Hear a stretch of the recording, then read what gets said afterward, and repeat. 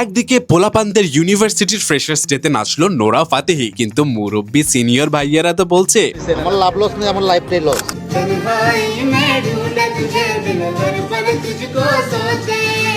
কিন্তু ভাইরাল এই দুই ভাই কিভাবে অল্প বয়সে কিনে ফেললো মার্সিডিজ বেঞ্চ গাড়ি, কাহিনীটা কি পরে জানাচ্ছি। मेरा खुद का स्पर्म है ऑलरेडी रखा हुआ है।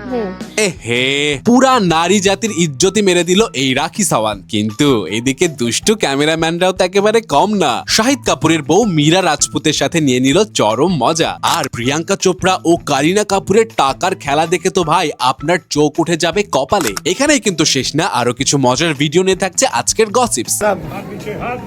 প্রথমে আসি দেশি গার্ল প্রিয়াঙ্কা চোপড়ার কাছে। প্রিয়াঙ্কা তো রিসেন্টলি একটা ইভেন্টে হলুদ গাউন পরে হাজির হয়েছিল, কিন্তু সবার নজর ছিল তার ব্যাগের দিকে। আর হবেও না কেন ভাই, কারণ প্রিয়াঙ্কা তার সিনেমা দ্য বোলফের তার চরিত্র অর্সেল বোডেনের প্রতি সম্মান জানাতেই এই ট্রেজার চেস্ট ব্যাগ বেছে নিয়েছে, যার দাম ছিল বাংলাদেশি টাকায় প্রায় 19 লক্ষ টাকা। চোখে খালি এমনি ওদিকে যায়। কিন্তু ভাই কারিনা কাপুর তো হাজির আবার রেড লুকে। তবে তার গলার নেকলেসের দাম শুনে আপনার চোখও কিন্তু খুলে যেতে পারে, কারণ 18 ক্যারেট গোল্ডের এই দামি ওভারকাট রুবির কারুকাজে তৈরি এই নেকলেসের দাম প্রায় 17 কোটি টাকা।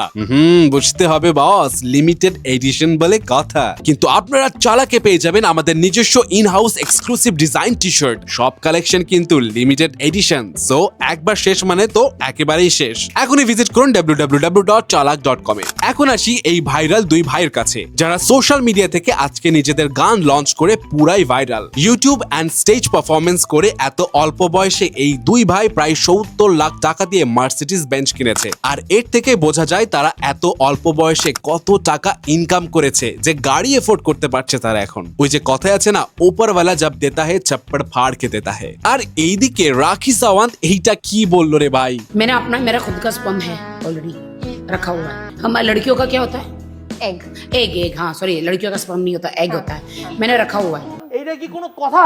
মানে ইজ্জতের পুরাই মা বাপ করে দিল এই মহিলা। তবে রিসেন্টলি শাহিদ কাপুরের বউ মীরা রাজপুতকে দেখা যায় স্টানিং একটা লুকে, কিন্তু ক্যামেরাম্যানদের চোখ পড়ে যায় তার এই ছেঁড়া জামার উপর।